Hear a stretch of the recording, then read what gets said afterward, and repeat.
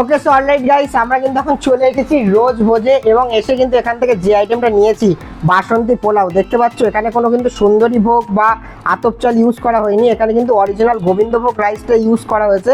Plus এই যে কালারটা, এটা কিন্তু কোনো ফুড কালার না, এটা হলুদ দিয়ে রং করা হয়েছে। বাচ্চা কাচ্চা যারা আছে তারা অবভিয়াসলি চলে আসতে পারো।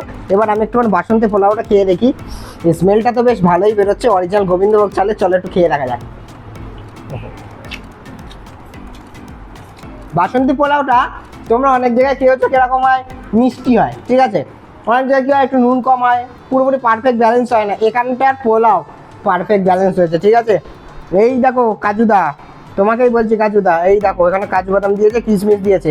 আমাদের বিখ্যাত শিয়ালদার কাজুদা বলেছিল 50 টাকায় কিচ্ছু হয় না, 50 টাকা আমি যা কম্বো দিচ্ছি করতেও পাবে না। কাজুদাকে ধরে নিয়ে আসো রোজ ভোজে, নিয়ে এসে বলো দেখো 50 টাকায় কিছু হয় কি না হয়।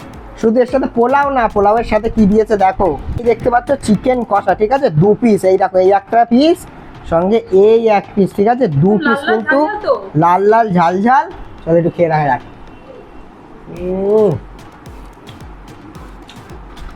দারুণ বস, দারুণ।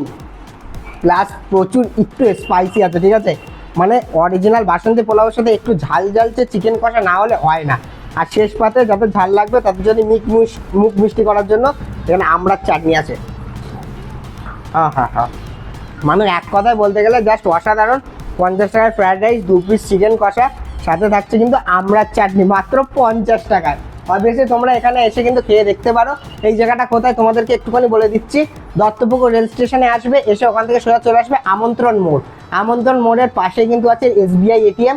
এসবিআই এটিএম এর কিন্তু একদম অপোজিটে চলে আসলে তোমরা পেয়ে যাবে রোজ ভোজ, ঠিক আছে। এখানে এসে কিন্তু 50 টাকা ডেফিনেটলি কম্বোটা ট্রাই করে দেখো। তো চলো আমি এতটা কোয়ান্টিটি আছে এগুলো সব খেয়ে নিই, দেন ব্যাক করছি।